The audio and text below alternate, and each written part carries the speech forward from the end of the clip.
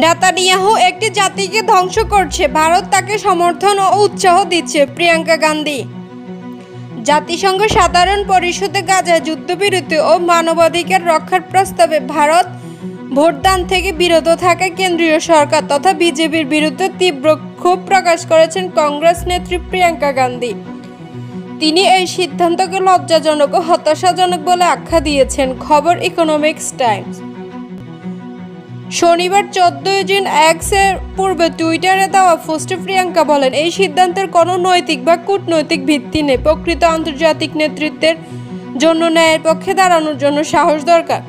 তিনি আরও বলেন, যখন নেতানিয়াহু একটি পুরো জাতিকে ধ্বংস করেছে, তখন ভারত শুধু নীরব সমর্থক নয়, বরং ইরানের হামলা এবং দেশটির শীর্ষ নেতৃত্বের হত্যার ঘটনায় ইসরায়েলকে উৎসাহ করেছে। তার মতে এটি একটি জাতির সার্বভৌমত্বের চরম লঙ্ঘন এবং আন্তর্জাতিক নীতিমালার সম্পূর্ণ বিরোধী। প্রিয়াঙ্কা উল্লেখ করেন, গাজায় এখন পর্যন্ত 60,000 মানুষ নিহত হয়েছেন, যাদের মধ্যে মহিলা এবং শিশু সবথেকে বেশি।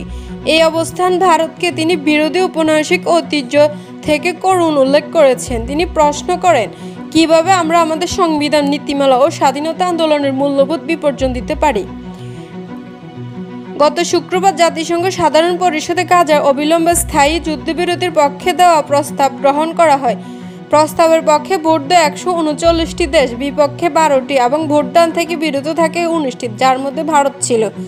প্রসঙ্গত, প্রিয়াঙ্কা গান্ধী পূর্ব ও ফিলিস্তিনের প্রতি সংহতি প্রকাশ করেছেন। গত বছর সংসদ তাকে অধিবেশনে একটি ব্যাগ বহন করতে দেখা যায়, যাতে লেখা ছিল ফ্রিজ ফর ফিলিস্তিন। তাতে একটি তরমুজের প্রতীক ছিল, যা ফিলিস্তিন সংহতির একটি বৈশ্বিক প্রতীক।